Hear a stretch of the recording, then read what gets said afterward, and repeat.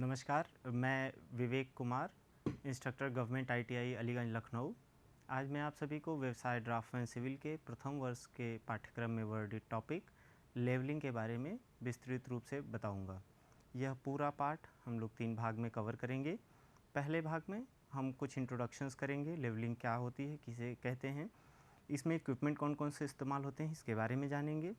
दूसरे और तीसरे भाग में लेवलिंग संबंधित कुछ न्यूमेरिकल प्रॉब्लम को डिस्कस करेंगे और देखेंगे कि हम लेवलिंग के माध्यम से किसी स्टेशन की ऊंचाई या गहराई को कैसे ज्ञात करते हैं। तो आइए हम अपने पहले भाग के साथ शुरुआत करते हैं और जानने का प्रयास करते हैं कि लेवलिंग किसे कहते हैं, इसमें प्रिंसिपल्स क्या इन्वॉल्व होते हैं। अगर मैं आपसे सरल भाषा में कहूँ तो लेवलिंग एक ऐसी प्रक्रिया है जिसमें किसी एक रेफरेंस पॉइंट, जिसे हम बेंचमार्क कहते हैं, उसके संदर्भ में अगर हम किसी स्टेशन की ऊंचाई या गहराई के बारे में सूचना इकट्ठा करते हैं, वो प्रक्रिया लेवलिंग कहलाती है। इसमें एक सरल प्रिंसिपल यानी सिद्धांत इन्वॉल्व होता है। सिद्धांत कहता है कि हमें एक ऐसी हॉरिजॉन्टल लाइन ऑफ साइट के बारे में पता करना है जहाँ से हम किसी भी स्टेशन की वर्टिकल डिस्टेंस ऊपर या नीचे उसको कैलकुलेट कर लेते हैं। इस चित्र में आपको दिख रहा होगा, यह जो लाइन आपको दिख रही है, ये डॉटेड लाइन, इसी को हम कहते हैं लाइन ऑफ साइट। ये हमारा है लाइन ऑफ साइट। प्रिंसिपल यही कहता है कि हमें इस लाइन ऑफ साइट के बारे में पता करना है, इसको एस्टिमेट करना है, जहाँ से हम किसी भी स्टेशन के गहराई या अगर इस केस में तो नहीं है बट किसी स्टेशन की ऊंचाई के बारे में जानकारी इकट्ठा करें। यही एक सरल सिद्धांत है हमारे लेवलिंग का। इस चित्र में आप 2-3 चीज़ें देख रहे होंगे, इसको हम लेवलिंग स्टाफ कहते हैं। आगे हम विस्तृत रूप से इसके बारे में पढ़ेंगे। ये जो लाइन डायग्राम में अगर आपको ऐसा चित्र दिखे तो इसका मतलब है लेवल यानी एक ऐसा मशीन, एक ऐसा उपकरण जिसके माध्यम से हम अपनी लाइन ऑफ साइट का निर्धारण करते हैं। तो आपको मैं समझता हूँ कि प्रिंसिपल ऑफ सर्वेइंग के बारे में पता चल गया। देखिए, ये लेवलिंग स्टाफ हमेशा ही उस सतह पे रखा जाता है जहाँ जिसे हम स्टेशन कंसीडर करते हैं। मसलन यहाँ पे हमने स्टेशन बी कंसीडर किया है तो लेवलिंग स्टाफ स्टेशन बी पे रखा जाएगा। स्टेशन ए हमारा यहाँ है तो इस सतह पर लेवलिंग स्टाफ रखा जाएगा। इस लाइन ऑफ साइट की मदद से हम स्टाफ पे रीडिंग नोट करेंगे और उसी के रेफरेंस में हम इन दोनों के बीच के ऊंचाई में डिफरेंस भी कैलकुलेट करेंगे और यह भी पता कर सकते हैं कि यह समुद्र तल से समुद्र का जो मीन सी लेवल है वहाँ से हम इसकी ऊंचाई के बारे में भी जानकारी इकट्ठा कर सकते हैं। आगे बढ़ते हैं और जानने का प्रयास करते हैं कि हमारे पास कौन कौन से ऐसे उपकरण हैं जिनका हम लेवलिंग में इस्तेमाल करते हैं। तो सबसे पहले तो हमें जानना होगा कि लेवल जो सबसे पहला एक उपकरण और सबसे महत्वपूर्ण उपकरण है लेवलिंग में, उसे हम लेवल कहते हैं। लेवल क्या है? एक मशीन है, एक उपकरण है जिससे हम हॉरिजॉन्टल लाइन ऑफ साइट का निर्धारण करते हैं। यानी यह उपकरण है जिससे हम एक हॉरिजॉन्टल लाइन ऑफ साइट का निर्धारण करते हैं। यह एक ट्राइपॉड पे फिक्स होता है। आगे हम चित्र के माध्यम से इसको बता देंगे आपको, वो आपको बेहतर समझ में आएगा। अब यहाँ पर हमारे पास कई तरह के लेवल मौजूद हैं, लेकिन यहाँ पर हम 3 प्रमुख तरीके के लेवल के बारे में चर्चा करेंगे। पहला है डंपी लेवल, दूसरा टिल्टिंग और तीसरा ऑटो लेवल। ऑटो लेवल आज के ज़माने में सबसे ज़्यादा इस्तेमाल होता है। इसकी क्या खासियत है हम आगे भी पढ़ेंगे। एक जो सबसे अहम चीज़ है इस लेवल में वो टेलीस्कोप है। इन तीनों में ही टेलीस्कोप लगा होगा। टेलीस्कोप क्या मदद करता है? वो हमारे स्टाफ की रीडिंग को पढ़ने में हमारी मदद करता है। उसमें एक डायाफ्राम होता है जिस पे क्रॉस हेयर्स होते हैं, उन्हीं क्रॉस हेयर की मदद से हम स्टाफ पे रीडिंग पढ़ पाते हैं। तो आपको ध्यान में क्या रखना है कि लेवल में एक टेलीस्कोप का होना आवश्यक है जिसमें डायाफ्राम होगा और उस पर क्रॉस हेयर्स बने होंगे और उस क्रॉस हेयर की मदद से हम स्टाफ पे रीडिंग पढ़ पाएंगे। अब हमारे पास जो 3 तरीके के लेवलिंग इक्विपमेंट थे या लेवल थे, उसके बारे में पढ़ते हुए जब हम पहले को ध्यान देते हैं तो हमें मिलता है डंपी लेवल। ये सबसे पहली कड़ी थी लेवलिंग इंस्ट्रूमेंट में। ये कुछ इस तरीके से दिखता है। यहाँ पर देखिए, जो टेलीस्कोप की मैं बात कर रहा था, ये टेलीस्कोप है, ये ऑब्जेक्ट पीस है। यहाँ पे जो लेंस लगा है वो ऑब्जेक्ट पीस होता है और ये हमारा आई पीस है। मतलब ऑब्जर्वर यहाँ से देखेगा और जो रेंजिंग रॉड है वो इधर कहीं दूर खड़ी रखी जाएगी। इसमें ये जो आप देख पा रहे हैं यहाँ पर, इसको लेवल ट्यूब कहते हैं। लेवल ट्यूब कैसा होता है, पहले भी हम लोग सर्वेक्षण के पाठ में हम पढ़ चुके हैं। इस तरीके का ट्यूब होता है जिसमें एक बबल होता है। बबल के लिए ज़रूरी क्या है कि वो बीच में रहे, मध्य में रहे इसके, तभी वो माना जाएगा कि ये पृथ्वी की सतह के समानांतर है, पैरेलल है। तो आपने देखा कि यहाँ पर ट्यूब है और ये जो ये आप देख पा रहे हैं, ये एक मिरर होता है कि ऑब्जर्वर बिना ऊपर से देखे यहीं सामने से इस मिरर में देखेगा तो उसको लेवल ट्यूब पे जो डिफ्लेक्शन है, जो अंतर है, वो वेरिएशंस, वो उसको क्लियरली दिख जाएगा। यहाँ पर आप दो छोटी छोटी चीज़ें देख रहे होंगे, इनको हम गन साइट बोलते हैं। गन साइट जैसा अमूमन आप गन में देखते हैं कि निशाना लगाने के लिए हम उसका इस्तेमाल होता है, बट यहाँ पे क्या होता है कि सबसे पहले जब आप इस टेलीस्कोप को इस स्टाफ के साथ अलाइन करने की कोशिश करते हैं तो इस गन साइट की मदद से आप इस स्टाफ को अलाइन कर पाते हैं। यहाँ पर आपको 3 स्क्रू दिखते हैं, यहाँ पर 2 ही दिख पा रहे हैं, एक इसके पीछे ठीक है। इन तीनों स्क्रू की मदद से हम अपने इक्विपमेंट को यानी कि लेवल को पृथ्वी की सतह के समानांतर यानी पैरेलल करने में सक्षम हो पाते हैं। इसी का दूसरे तरफ से जो चित्र मैंने यहाँ दिखाने का प्रयास किया है, इसको हम ये जो नॉब है आपको दिख रहा है, इससे हम अपने जो स्टाफ है उसको क्लियरली देख पाने में सक्षम होते हैं। इसकी मदद से हम छोटे छोटे एडजस्टमेंट्स करते हैं, इसको क्लॉकवाइज या एंटी क्लॉकवाइज रोटेट करते हैं और फिर हम यह वहाँ उस कड़ी तक पहुँच पाते हैं जहाँ पर हमें अपना जो लेवलिंग स्टाफ है वो क्लियरली विजिबल हो जाए, क्योंकि क्लियरली विजिबल रहेगा तभी आप उस पर रीडिंग पढ़ पाएंगे। इसमें एक और महत्वपूर्ण चीज़ है, ये जो आई पीस पे है, इसको हम अभी जब आगे आपको बताएंगे कि फोकसिंग कैसे करते हैं, तो इस आई पीस को हम रोटेट कर सकते हैं, मतलब इस तरीके से हम इसको घुमा सकते हैं क्लॉकवाइज या एंटी क्लॉकवाइज, तो हम इसका भी इस्तेमाल देखेंगे। यहाँ पर ट्राइपॉड पे फिक्स किया हुआ आपको ये क्लियरली दिख रहा है डंपी लेवल कैसे हमें फिक्स किया जाता है अपने सर्वेक्षण के लिए। एक महत्वपूर्ण चीज़ है कि ये हमारा जो लेवल है ये हॉरिजॉन्टल प्लेन में, हॉरिजॉन्टल प्लेन का मतलब ये जो इस तरीके का प्लेन है ये वर्टिकल प्लेन होता है और ये हॉरिजॉन्टल प्लेन है। तो हॉरिजॉन्टल प्लेन में तो हम इसको आसानी से मूव करा सकते हैं, घुमा सकते हैं, बट इसको लॉन्गिट्यूडनल एक्सिस, लॉन्गिट्यूडनल एक्सिस का मतलब ये वाली एक्सिस, इस पर हम इसको मूव नहीं करा पाते। अगला जो लेवल है वो टिल्टिंग लेवल है। टिल्टिंग लेवल काफ़ी हद तक डंपी लेवल की तरह है, बट एक दो उसमें एडवांटेजेस है, एक दो उससे मॉडिफिकेशन है डंपी लेवल पे, कि यहाँ पर जो लाइन ऑफ कॉलिमेशन का वर्टिकल लाइन पर परपेंडिकुलर होना आवश्यक नहीं, इसीलिए इसको हम टिल्टिंग लेवल भी कहते हैं। ये डंपी लेवल से थोड़ा आसानी से लेवल किया जा सकता है और पृथ्वी के सतह पे इसको आसानी से हम समानांतर कर सकते हैं। अगला जो महत्वपूर्ण लेवल है वो ऑटो लेवल है, और आज के टाइम पर सबसे ज़्यादा जो इस्तेमाल होने वाला लेवलिंग इक्विपमेंट है वो ऑटो लेवल ही है। सिंपली ये सोकिया कंपनी का मैंने यहाँ पर चित्र लिया है, ये कुछ इसी तरीके से दिखता है, ये बहुत ही सरल है। यहाँ पर आप देखिए लेवलिंग स्क्रू आपको इसमें भी दिख रहा है, 2 यहाँ दिख रहे हैं, एक ठीक इसके पीछे होगा। यहाँ पर बबल ट्यूब नहीं होती, एक बबल होता है सर्कुलर बबल, जो आप यहाँ पर देख पा रहे हैं।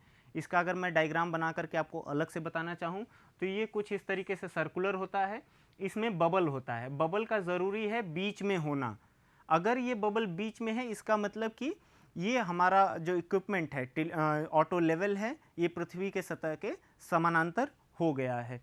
अब इन्हीं तीनों स्क्रू की मदद से हम इसको लेवल करते हैं। ये जो आपको हिस्सा दिख रहा है इसमें भी एक मिरर लगा होता है, ताकि ऑब्जर्वर जब यहाँ से इसमें देखे तो ये नीचे बबल की सही स्थिति को आप दर्शा पाने में सक्षम हो। यहाँ पर भी आपको दिख रहा होगा गन साइट, यहाँ क्लियरली आपको ये दिख रहा है गन साइट है, ये आईपीस लेंस है, यहाँ पे ऑब्जेक्ट पीस है, और ये जो नॉब आपको दिख रही है ये फाइन एडजस्टमेंट के लिए है।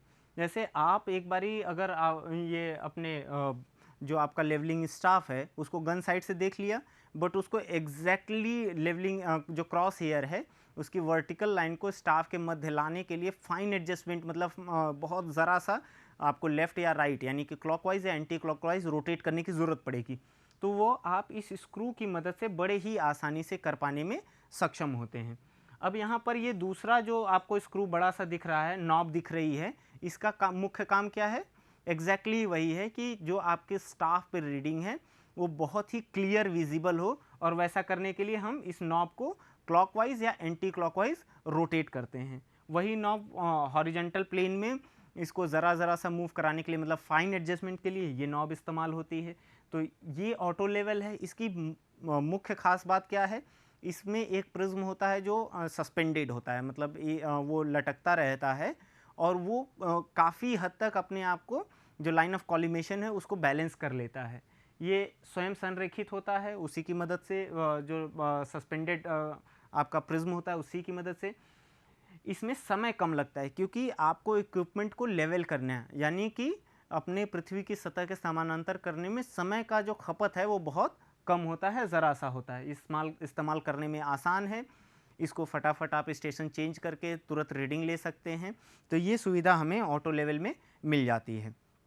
दूसरा जो हमें एक महत्वपूर्ण चीज़ की आवश्यकता पड़ेगी अपने लेवलिंग सर्वे में, वो होता है लेवलिंग स्टाफ। लेवलिंग स्टाफ देखिए बहुत सरल सा है, एक वर्टिकल पोस्ट यानी कि खंबे जैसा होता है, लाइट वेट होता है, उस पर रीडिंग्स लिखी होती है, एमएम में, सेंटीमीटर में और मीटर में उसमें मार्किंग होती है। और वो जो मार्केट में अवेलेबल है, एक तो सॉलिड बार की तरह है और दूसरा टेलीस्कोपिक है। टेलीस्कोपिक का मतलब उसका लेंथ हम एक्सटेंड कर सकते हैं, जब उसको हम पैक करके किसी जगह पर रखेंगे तो उसको हम श्रिंक करके छोटा कर सकते हैं। ये चित्र आपको दिख रहा है, ये एक टेलीस्कोपिक लेवलिंग स्टाफ का चित्र है। इसको आप देख पा रहे होंगे कि यहाँ से अगर आप देखेंगे तो ये सेक्शन इसके अंदर और ये सेक्शन इसके अंदर आसानी से छिप जाएगा और कम जगह में इसको रखा जा सकता है। आप रीडिंग इस पे साफ साफ देख पा रहे हैं कि रीडिंग किस तरीके से लिखी होती है। जब भी हमें रीडिंग लेनी होती है तो हम इस लेवलिंग स्टाफ को उस स्टेशन पे ले जा करके रख देते हैं जिसकी ऊंचाई या गहराई के बारे में हमें जानकारी इकट्ठा करनी है।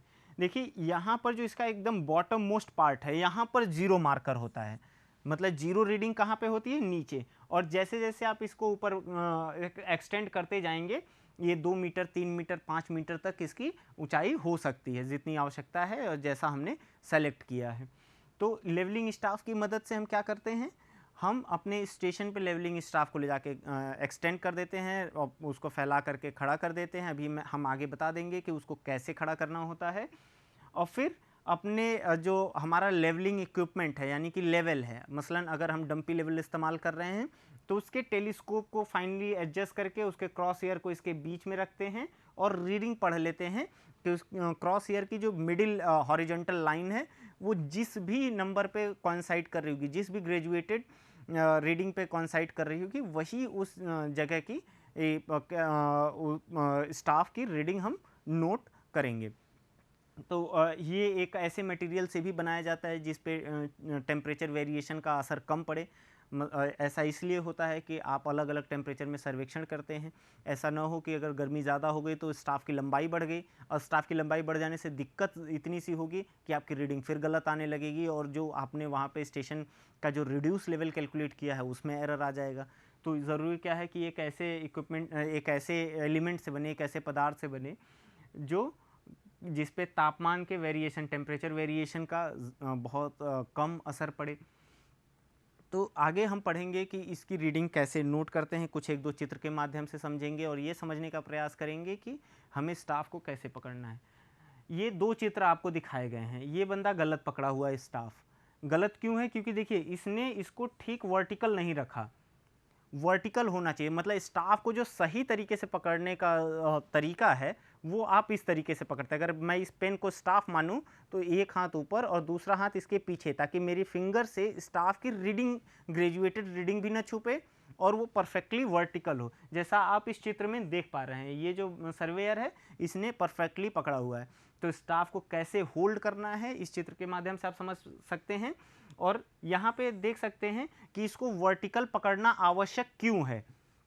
आवश्यक इसलिए है कि अगर आपने इस तरीके से इंक्लाइंड पकड़ा स्टाफ तो आपकी रीडिंग में डिफरेंस आएगा।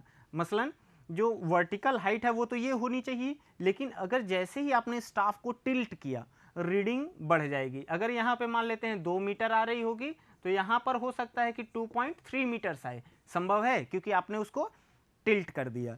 तो ज़रूरी क्या है कि स्टाफ का परफेक्टली वर्टिकल होना आवश्यक है। उसके लिए आपको इस प्रक्रिया के तहत स्टाफ को पकड़ना होगा।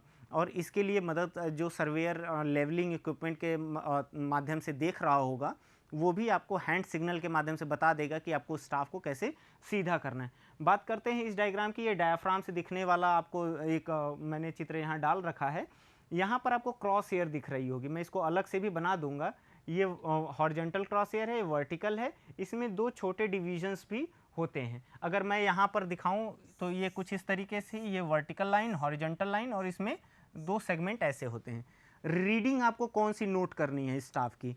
वही रीडिंग नोट करनी है जो इस हॉरिजॉन्टल लाइन के साथ कोइंसाइड करे। मतलब इस वर्टिकल स्टाफ पे जहाँ पर आपका हॉरिजॉन्टल लाइन कोइंसाइड करेगी, मतलब कौन सी? ये वाली लाइन, वही रीडिंग आप नोट करेंगे, वही स्टाफ की रीडिंग मान्य होगी। तो आपको पता चला कि क्रॉस हेयर कैसा दिखता है, डायाफ्राम कैसे दिखता है, और क्या इंपॉर्टेंस है हमारे लेवलिंग स्टाफ का। आगे बढ़ते हैं और कुछ प्रक्रिया के बारे में जान लेते हैं कि हम लेवलिंग सर्वेक्षण करते समय किन प्रक्रियाओं का अनुपालन करते हैं। सबसे पहले तो आपको फिक्सिंग करनी है। फिक्सिंग जैसा नाम से दिख रहा है कि आपको अपने लेवलिंग इक्विपमेंट को, यानी कि लेवल को, मसलन अगर मैं डंपी लेवल या टिल्टिंग लेवल इस्तेमाल कर रहा हूँ, तो सबसे पहले तो उसको ट्राइपॉड पे परफेक्टली जो स्टेशन निर्धारित है वहाँ पर प्लम बॉब की मदद से उसको स्टेशन करेंगे, और फिर उसकी ऊंचाई कितनी रखेंगे। देखिए ऑब्जर्वर, अगर मैं लेवलिंग स्टाफ को इतना नीचे कर दूं तो मुझे झुक करके उससे रीडिंग लेनी पड़ेगी, जहां पे ह्यूमन एरर की संभावना ज़्यादा है। तो कोशिश करते हैं कि चिन लेवल तक हमारा जो लेवलिंग इक्विपमेंट है उसकी हाइट रखें। ज़रूरत पड़ती है तो उसके जो ट्राइपॉड के बॉटम एंड होता है वहाँ पे नोक बनी होती है, उसको पैर से आसानी से ज़मीन में धंसाया जा सकता है, जिससे कि रीडिंग लेते समय उसमें वेरिएशंस ना हो, जो हमारा ट्राइपॉड है वो कहीं मूव ना कर सके। अगला है levelling of instrument. Levelling of instrument, इसके बारे में कुछ बात मैंने पहले भी की थी। इस प्रक्रिया में हम अपने लेवलिंग इक्विपमेंट को जो पृथ्वी की सतह है उसके समानांतर करते हैं। कैसे करते हैं? देखिए, अगर आपने ऑटो लेवल लिया है तो उसमें मैंने बताया था आपको कि उसमें बबल होता है, जिसको बीच में जो बबल है उसको बीच में लाना होता है। हम कैसे करते हैं? लेवलिंग स्क्रू की मदद से उसको टर्न करते हैं नॉब को क्लॉकवाइज या एंटी क्लॉकवाइज, जिससे उसकी हाइट ज़रा सी बढ़ती या कम होती है। उसकी मदद से हम लेवल कर लेते हैं। तो ऑटो लेवल अगर हम इस्तेमाल कर रहे हैं तो इस बबल को बीच में लाना आवश्यक है। लेकिन अगर हम डंपी या टिल्टिंग लेवल इस्तेमाल कर रहे हैं तो हमें दो डायरेक्शंस में, दो एक्सिस पे उसको लेवल करना, अपने इक्विपमेंट को लेवल करना आवश्यक होता है। मसलन देखिए, ये आई पीस है, ये ऑब्जेक्ट पीस है। इनिशियल जो हमने ओरिएंटेशन रखा अपने डंपी लेवल का, वो इस तरह से रखा, और इन तीन लेवलिंग स्क्रू की मदद से हम इसको क्लॉकवाइज या एंटी क्लॉकवाइज रोटेट करके इसको लेवल कर लेंगे। लेवल ट्यूब कहाँ लगा होगा? आपके इस लेवलिंग इक्विपमेंट के साथ लगा होगा। जब एक बार इस डायरेक्शन में आपका इक्विपमेंट लेवल हो गया तो आप इसको 90 डिग्री रोटेट कर देंगे। देखिए ऑब्जेक्ट पीस ये हो गया, आई पीस यहाँ पे आ गया। अब दोबारा इसको फिर से आपका जो लेवल ट्यूब है उसको लेवल कर लेंगे, और जब दोनों ही परपेंडिकुलर डायरेक्शंस में आपका इक्विपमेंट लेवल हो जाए तो आप मान सकते हैं कि अब आपका जो लेवलिंग इक्विपमेंट है वो पृथ्वी की सतह के समानांतर हो गया है। फोकसिंग में क्या करते हैं? फोकसिंग एक सरल प्रक्रिया है जिससे कि क्रॉस हेयर एकदम क्लियरली विजिबल हो। इसके लिए करते क्या है? हमारा जो ऑब्जेक्ट पीस है, यानी कि ये, इसके सामने एक प्लेन पेपर बहुत नज़दीक, यानी कि यहाँ पे हमने रख दिया, प्लेन पेपर रख दिया। अब यहाँ आई पीस से हम देखते हैं और इस पे क्रॉस हेयर कैसा था? अभी मैंने आपको बताया था, ये वर्टिकल लाइन, हॉरिजॉन्टल, और दो छोटी हॉरिजॉन्टल लाइन। ये बहुत फाइन और शार्प दिखनी चाहिए। इसके लिए हम क्या करते हैं? अगर शार्प नहीं दिख रही है तो यहाँ पे जो आई पीस के पास एक स्क्रू टाइप है, जो नॉब है, उसको क्लॉकवाइज या एंटी क्लॉकवाइज रोटेट करते हैं। उसकी मदद से ये जब बिल्कुल शार्प दिखने लगता है तो उसी एडजस्टमेंट के साथ हम अपनी अगली रीडिंग को नोट करते हैं। तो फोकसिंग आपने देख लिया। अब कुछ हैंड सिग्नल के बारे में ज़रा सा जान लेते हैं। देखिए, ये बेसिक सिग्नल है। अगर मैं यहाँ खड़ा होकर के इस तरीके से सिग्नल दे रहा हूँ, इसका मतलब कि जो फॉलोअर है, जो स्टाफ होल्ड किया हुआ है, वो राइट की तरफ मूव करे। अगर मैं पूरा इस तरीके से हैंड को रोटेट कर रहा हूँ तो इसका मतलब है कि स्टाफ को लेफ़्ट की तरफ रोटेट करना है। अगर मैंने ज़रा सा ऐसे किया, मतलब एल्बो से हैंड मूव किया, इसका मतलब कि लेवलिंग स्टाफ का बॉटम तो सही जगह पोजीशनड है बट टॉप क्या है? टिल्टेड है। उसको अगर इधर किया तो राइट, इधर किया तो लेफ़्ट।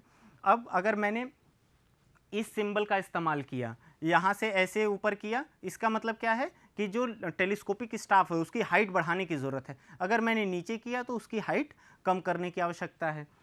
अब ये तीसरा वाला जो हैंड सिग्नल है, मतलब इस तरीके से अगर मैंने सिग्नल दिया, इसका मतलब क्या है कि अब स्टाफ परफेक्टली सही जगह पे है और उसको वहीं पे पोजीशन कर देने की ज़रूरत है। अगर ये तीसरा, अगर मैंने ऐसे किया तो मतलब हमने रीडिंग ले ली, अब आप वापस आ सकते हैं। टाइप्स ऑफ लेवलिंग में अगर हम देखेंगे तो पहला आता है डायरेक्ट लेवलिंग। डायरेक्ट लेवलिंग से सीधा संबंध ये है कि आप स्टाफ और टेलीस्कोप की मदद से सीधे सीधे मीटर्स में रीडिंग नोट करते हैं। मतलब जो अभी हम बात किए कि लेवलिंग इक्विपमेंट का इस्तेमाल करें, टेलीस्कोपिक स्टाफ या फिर सॉलिड बार स्टाफ का हम इस्तेमाल करें और सीधे वहाँ पे रीडिंग ले, वो डायरेक्ट लेवलिंग कहलाती है। इसमें 2-3 तरीके हैं, जैसे सिंपल लेवलिंग, डिफरेंशियल, रेसिप्रोकल और फ्लाई लेवलिंग। अभी हम आगे इनके बारे में बारी बारी से चर्चा कर लेते हैं। जैसे आपको ये सिंपल लेवलिंग के बारे में अगर मैं बताना चाहूँ, सिंपल लेवलिंग में किसी दो स्टेशन के बीच में आपको लेवल डिफरेंस पता करना है, तो उसके मध्य कहीं भी आप अपना इक्विपमेंट इस तरीके से सेट किया, इंस्ट्रूमेंट सेट किया, एक बारी इस पे रीडिंग ले ली, एक बारी यहाँ पर रीडिंग ले ली और दोनों का अंतर ज्ञात कर लिया। मैं एक रेफरेंस के तौर पे बता दूं, अगर ए का बेंचमार्क 100 मीटर है और स्टाफ की रीडिंग यहाँ पे 3 मीटर आई है और स्टाफ की रीडिंग यहाँ पे 2 मीटर आई है, तो आप कैसे कैलकुलेट कर सकते हैं? दो विधियां हैं जिनके बारे में आगे हम चर्चा करेंगे। पहला तो ये कि इन दोनों का डिफरेंस ही पता कर लीजिए। ये वाला स्टेशन क्या है, 1 मीटर इस वाले स्टेशन से ऊपर है, मतलब इस स्टेशन का RL कितना हो जाएगा, 101। 1 मीटर ही डिफरेंस है और ये ऊपर है तो 101 हो जाएगा। अगर दो ही स्टेशन और एक ही इंस्ट्रूमेंट सेटअप के साथ अगर रीडिंग लेनी है तो वो सिंपल लेवलिंग कहलाएगी। अगर हमें बहुत ज़्यादा दूर तक बड़े एरिया को, बड़े लेंथ को लेवल करना है, वहाँ पे लेवल डिफरेंस पता करना है, तो वहाँ पे हमें कई बार अपने इंस्ट्रूमेंट को सेट करना पड़ेगा। जैसे आप देख रहे हैं O1, O2, O3 और O4 4 जगह पर हमने अपने जो लेवलिंग इक्विपमेंट है उसको स्टेशन किया और रीडिंग नोट करी। अगर हम ऐसा कर रहे होते हैं तो वो डिफरेंशियल लेवलिंग की श्रेणी में आता है। आगे बढ़ते हुए अगर मैं आपको बताऊं कि इनडायरेक्ट लेवलिंग क्या होती है, इनडायरेक्ट लेवलिंग में कोई लेवलिंग स्टाफ या लेवलिंग इक्विपमेंट का इस्तेमाल हम नहीं करते हैं, वहाँ इनडायरेक्टली किसी स्टेशन की ऊंचाई को पता करते हैं। मसलन अगर हम बैरोमीटर क्या करता है, अपने जो एटमॉस्फेरिक प्रेशर डिफरेंस को कैलकुलेट करके आपको बताता है, एटमॉस्फेरिक प्रेशर बताता है। अगर हम बैरोमीटर की मदद से प्रेशर डिफरेंस कैलकुलेट कर पा रहे हैं, उससे इनडायरेक्टली वहाँ की हाइट का कैलकुलेशन कर रहे हैं, तो बैरोमेट्रिक लेवलिंग के श्रेणी में आ जाएगा। हिप्सोमेट्री में क्या होता है, बॉइलिंग पॉइंट, किसी भी फ्लूइड की बॉइलिंग पॉइंट, जैसे आपको पता है कि हाइट बढ़ती है तो बॉइलिंग पॉइंट अमूमन कम होती रहती है। तो अगर हमने किसी भी फ्लूइड के बॉइलिंग पॉइंट के डिफरेंस के बारे में कैलकुलेशन किया और वहाँ से हाइट का रेफरेंस लिया तो वो आपका हिप्सोमेट्री में आएगा। ये भी इनडायरेक्ट कैलकुलेशन है। टिग्नोमेट्री ये एक मैथमेटिकल तरीका है किसी जगह के एलिवेशन या हाइट को पता करने के लिए। इसमें आवश्यक है कि एक ऊंचाई या एक एंगल के बारे में आपको ज्ञान हो, तो या एक दूरी के बारे में आपको ज्ञान हो, तो वहाँ पे टिग्नोमेट्रिक फंक्शन का इस्तेमाल करके आप हाइट या डेप्थ को कैलकुलेट कर पाते हैं। मैं आपको पुनः एक बार डायरेक्ट लेवलिंग के बारे में बताना चाहूँगा।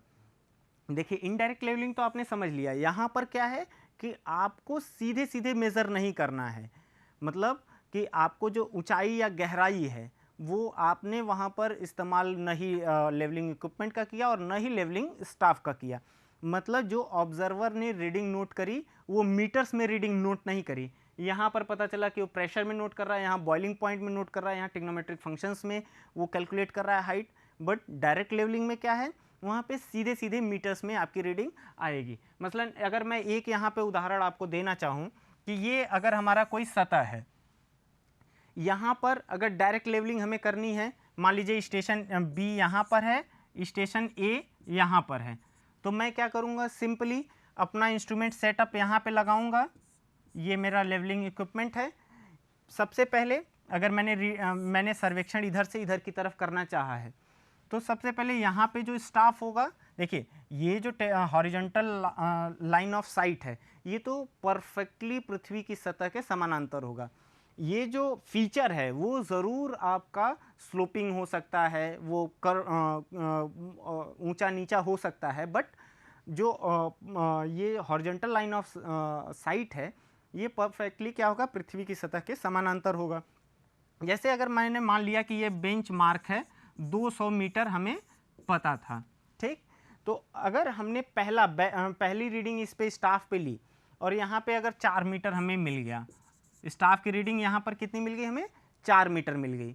और फिर हमने क्या किया, यहाँ पर जो स्टाफ की रीडिंग ली हमने, तो यहाँ पर मान लिया कि आपको 1 मीटर रीडिंग मिली। अब आप देखिए दोनों ही जगहों पे आपको क्या मिला है, जो रीडिंग आपको प्राप्त हुई है डायरेक्ट लेवलिंग में वो मीटर्स में प्राप्त हुई है, न कि आपको प्रेशर में, बॉइलिंग पॉइंट में या किसी ट्रिग्नोमेट्रिक फंक्शन की मदद से आप कुछ कैलकुलेट कर रहे हैं। यहाँ पर सीधे सीधे आपको मीटर्स में रीडिंग मिल रही है।